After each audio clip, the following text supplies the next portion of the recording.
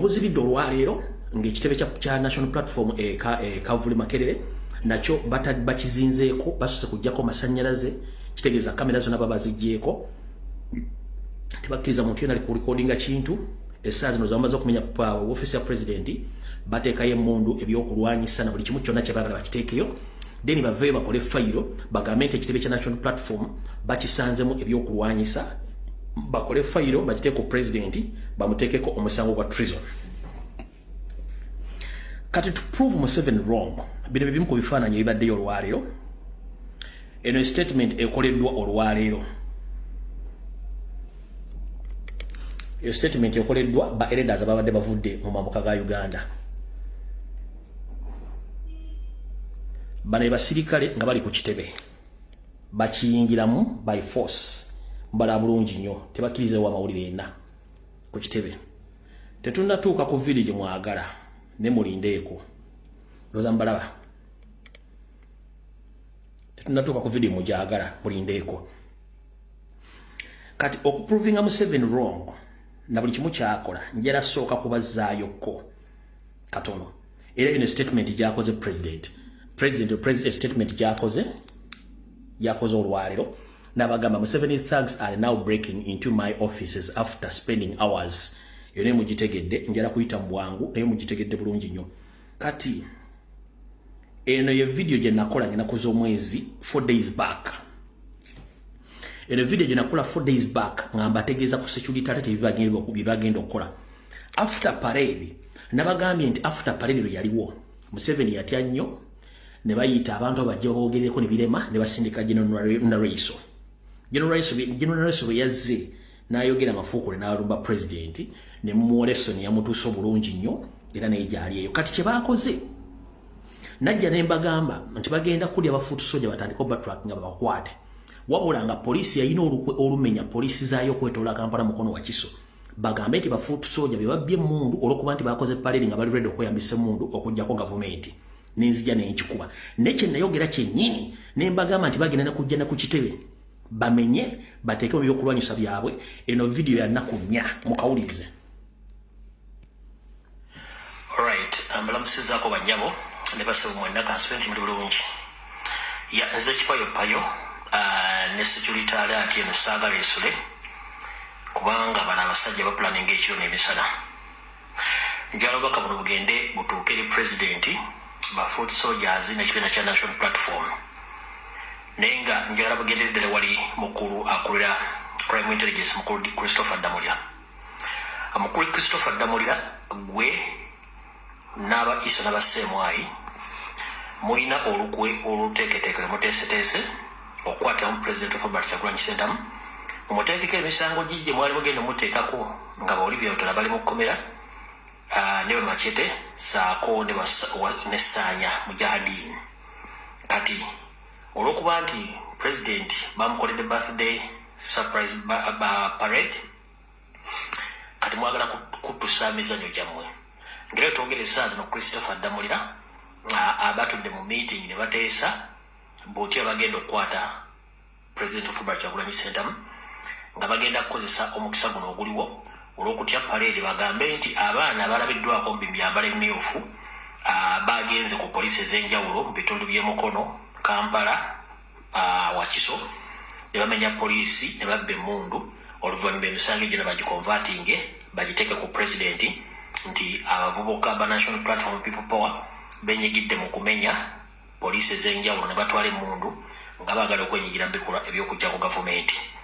kino mukulu Damulira okimanyi bulungi nnyo mwadde ne mukiteesaako kubanga mwagala kukwata president nga mwali mupulaniza mu kusooka naye nze nga bulijjo mbasookayo mu maaso kale Mr. President Robert Kyagulanyi Ssentamu njagadde okutegeeza mukulu Damulira n'abakulira iso ne Ssemwayi saako ne poliisi meeting bagituze ne bagikkiriziganyako era nebigambye ebyennyini ebigenda mu maaso mu Kampala mukono wa Kiso naye batudde balina engeri gye bagenda obikonvatinga babiteeke ku fayiro yo bagambe nti olw'okuba nti olina abavubuka abalabikiddeko ku paleedi eyo be bali mu nteekateeka etandise okukola omenyi w'amateeka okwagala okujja ku gavumenti nga muyita mu bikolwa ebyekiyeekera kale mukulu Christopher Damulira nze nga bulijjo mbasookayo ne mbaswaza meeting gye mwatuuzizza nga mwagala tandika mmwe kennyini okulumba poliisi zammwe mubbemu emundu mukiteke kuba foot soldiers mutandika obateekako emisango gy'obutujju n'okubakwata mukwateko pulezidenti nakyo mukisaze mubagirawo nga nena bwe gisimufungize tukooye obufere bwa gavumenti ya Museveni ate nga mwe kennyini mumutta abantu era wetwogerera kati abaana mutandisa obakwata olw'okomuledi wenansana baamukutte bamuwabe mu drone n'abalala bagenda bawamba kubanga muli mu kutya nze mubategeeza Christopher Damulira ofubye nnyo okulaba nti oteeka wansi national platform ng'okola ebintu by'ekisiru mwatuuka n'okusindikira mukazi wo gweweganzikako omuwala oli ow'ekayunga kati ali mu kkomera gomwasibako emisango era egy'okutta omuntu ngera wali omusindise ajje abege pulezidenti amuteeka omusango gw'okuwamba nti yali agenda kwekobana n'aba SFC okuwamba gavumenti ya Museveni n'enzija information n'engikuba era bwe nagikuba omuwala bamusako misango gyakutemula muntu kati ali mu kkomera gy'avundira ate nga yali girlfriend wo omufunako olumuli mu KCC oluvannyuma n'omwefuulira n'omuteeka mu kkomera kati gyekino kyo bikola naye Christopher Damulira kiki golooza ebikola mukula tebituuka ekiseera ebikoma mukomye obunanfuusi. Alright, tulina obudde butono nnyo kati njala kukolamu akantu kakutereezamu katono. Omuwala gwenjokeddeko mu kavidiyo kano ow'ekayunga baamuta omuwala ono gwenjogeddeko mu kavidiyo eyali ewa Nopu baamuta eyali akola mu KCC era adiringa ne Christopher Damulira baamuta gyali kati ali abutaala bamuwa bbeeru ya bukadde 5 mu military court ne bamuta gyali yadde ekayunga gyali naye agezaako kwezimba adde ayagala kukola advance adde kati nakano kabadde kaleero. Alright, ambalamusizaako bonna bannayuganda ne bakomredi mwenna naddala ffenna bakola emirimu gy'okumutimbagano okulwa n'enkyukakyuka n'okulwa n'ekibiina kyaffe kya national platform saako ne president. Ndi wano bategeeza mwenna nti batutaddeko diversion olw'okuba nti kati batadde chairman Nyanzi ate amagye ne poliisi ne bagenda balumba essomero lyaffe ly'ebyobufuzi ery'Kamoocha nga bagezaamu okuplantingamu ebyokulwanyisa ne uniform nga kati essaawa zino twogerera ekitebe kyennyini ekya national platform ekikulu ekavule kirumbiddwa amagye ne poliisi mu bayingiriza keesi ez'ebyokulwanyisa ne uniform ku kifuba nga tebakkiriza muntu yenna adde okulikodinga era nga n'amasannyalaze baakedde gajjako nga ne surveillance cameras tezikola essaawa zino kati ngenda bategeeza mu naba comrade buli ali gy'oli please tusooke tuve ku diversion eziteereddwawo tusooke tuconcentrating ku bulabe bagenda otuteekako olw'ensonga bagezaako nnyo okufulaminga pulezidenti n'ekibiina kya national platform tulina ebyokulwanyisa nga bwe nabaga mu vidiyo eri ewedde so kati kyebali mukukola essaawa zino mwena njagala bakubiza omulamu butakungula muve ku diversion ezigenda mu maaso tusooke tuconcentrating ku kintu kyebagenda okuplantinga ku kitebe kuba olwo ne balingiriza ebyokulwanyisa omuli amasasi emundu n'uniform z'amagye ku kitebe kya national platform ekavule mu maanyi nga tebakkiriza muntu n'omu abayimiriza basse kujjako masannyalaze kuba kati kamera ziba tezikola abantu bonna balina amasimu bagabajjeeko kebere katooki bali mu kufulaminga nakola fayiro zaabwe zebagenda okutwala bateeke mu case file gye bagenda okugula ku pulezidenti n'ekibiina kya national platform so bakomredi mwenna ambasaba muveeyo musooke muve ku birala tusooke tudde ku kyokulabisa abantu bano kyebakoze ku kitebe kale buli omu tambuza ka vidiyo kano ne bakomredi mwenna muveeyo mukole vidiyo ez'enjawulo kale mukama bankuumire mutambuze obubaka buno. Alright. So Muhoozi Kainerugaba, your father Museveni, as well Christopher Damulira, James Birungi and other officers who were ordered to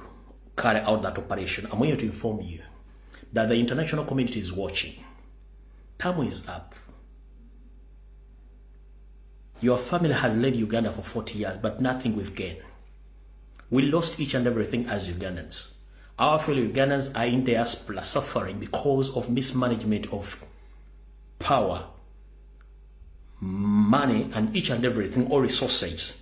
So, we are tired of your family and your regime. It's time for change.